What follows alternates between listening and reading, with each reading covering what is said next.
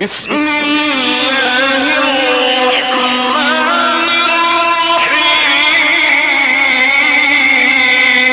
آقا کی شان اور آقا کی عظمت کما حقہ بیان نہیں کر سکتے۔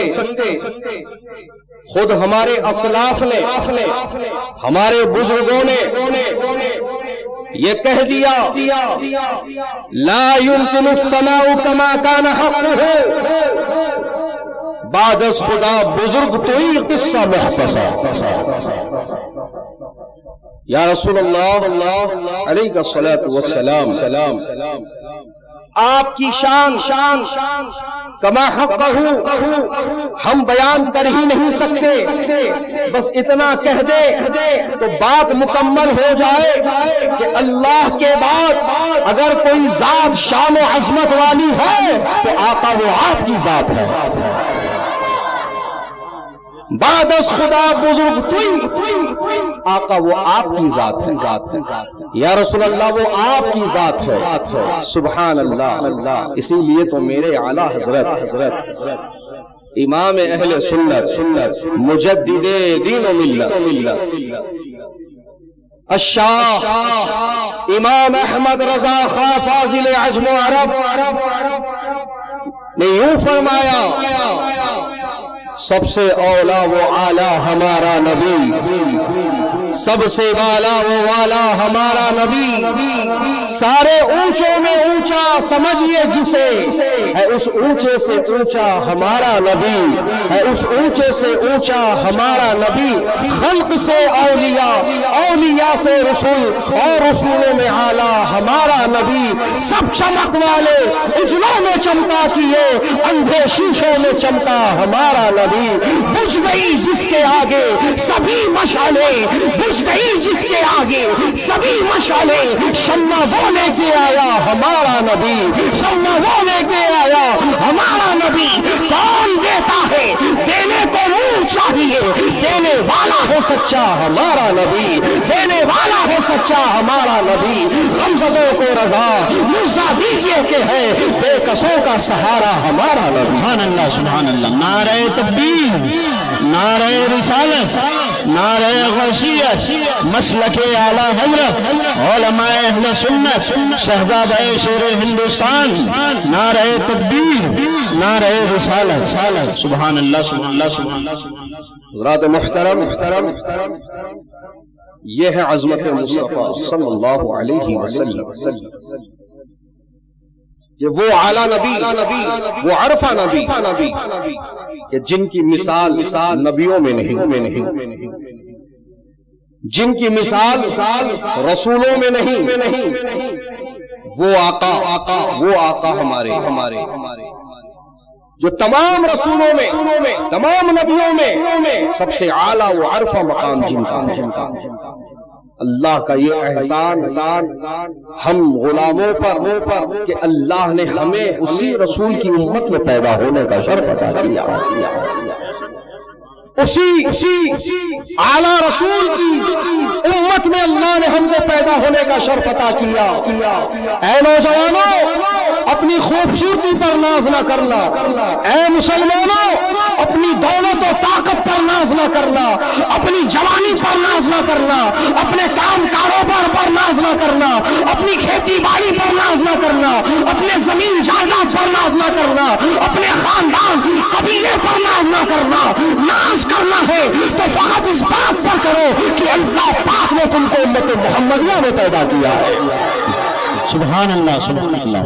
اللہ پاک نے تمہیں امت محمدیہ میں پیدا کیا ہے۔ سبحان اللہ سبحان اللہ۔ بزرگوں اور دوستوں وہ اعلیٰ رسول ہے جن کی مثال نبیوں میں نہیں، وہ اعلیٰ رسول ہے جن کی مثال انبیاء میں نہیں، مرسلین میں نہیں۔ سبحان اللہ سبحان اللہ۔ اور دوستوں یہ بھی بات قابل غور ہے کہ ہمارے سرکار کے تشریف لانے سے قبل کئی سارے انبیاء اور مرسلین دنیا میں بھیجے گئے،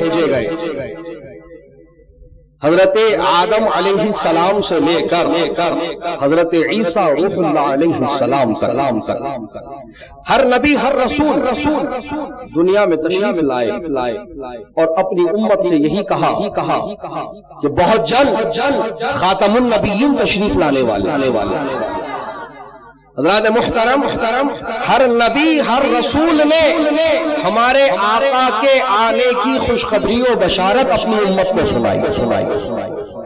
قابل غور بات یہاں یہ ہے مسلمانوں کہ آج یہ چیپجی کے شوربے یہ دو ٹانگ کے جانور یہ وہابی یہ دیوبندی یہ تبلیغی یہ اہل خبیث جو معاذ اللہ ہمارے حضور کو اپنی طرح کہتے ہیں، ان کی بشریت کو معاذ اللہ اپنی بشریت میں ملاتے ہیں، ان خبیثوں سے پوچھو کہ کیا تم یہ بات ثابت کر سکتے ہو کہ کسی نبی کسی رسول نے ہم شریک کا دعویٰ کیا ہو، برابری کی بات کہی ہو، یا اپنی امت کے سامنے یہ پیغام دیا ہو کہ ہم جیسا وہ رسول آنے والا ہے، ہماری طرح وہ ہوگا، ہم جیسے ہیں وہ ویسا ہوگا۔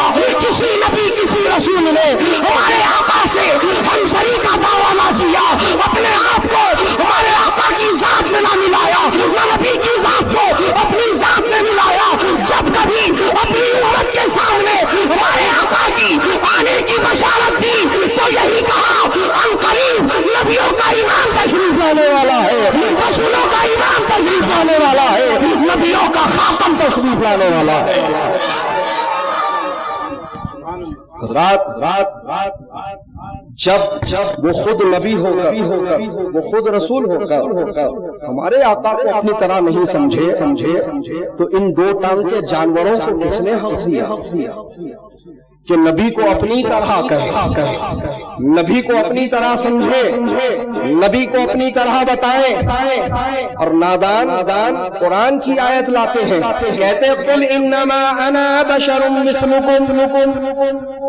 یہ قرآن شریف کی آیت ہے جس پہ ہم عمل کرتے ہوئے ہمارے آقا کو ہم اپنی طرح کہہ رہے ہیں، ان کی بشریت اپنی بشریت میں ملا رہے ہیں۔ ارے نادانو، یہی تو تم غفلت کے شکار ہو گئے۔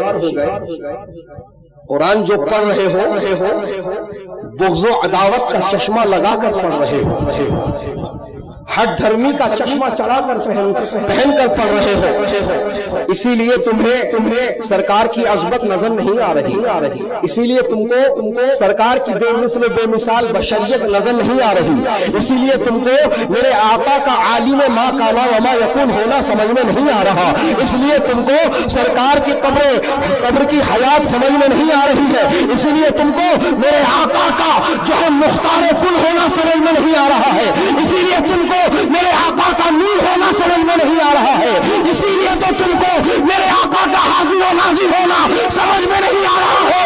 میں تم سے کہنا چاہوں گا اگر ان حقیقتوں سے آشنا ہونا چاہتے ہو، میرے آقا کی حقیقت میں عظمت کیا ہے جاننا چاہتے ہو، تو اپنی آنکھ سے یہ بغض و عداوت کا چشمہ نکال پھینکو۔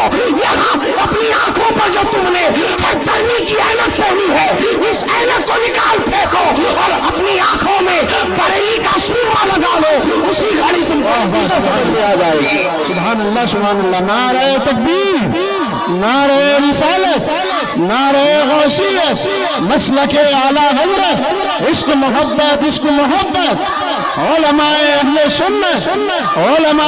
سنت، شہزادے شیر ہندوستان، نعرہ تکبیر، نعرہ رسالت۔ سبحان اللہ سبحان اللہ سبحان اللہ سبحان اللہ۔ حضرات محترم، اب آپ ذرا غور فرمائیں، بریلی کے سورنے میں یہ تاثیر ہے جن سے بریلی منسوب ہو کر پوری دنیا کے سنیوں کا مرکز بن گیا۔ سبحان اللہ۔ اس ذات کا عالم کیا ہو، اس شخصیت کا عالم کیا ہوگا جب بریلی کے سورنے کا یہ حال ہے،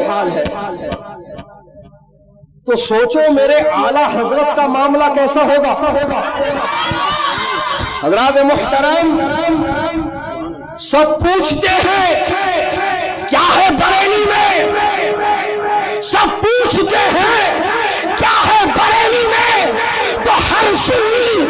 جواب دیتا نظر آتا ہے کہ آقا کا معجزہ بریلی میں.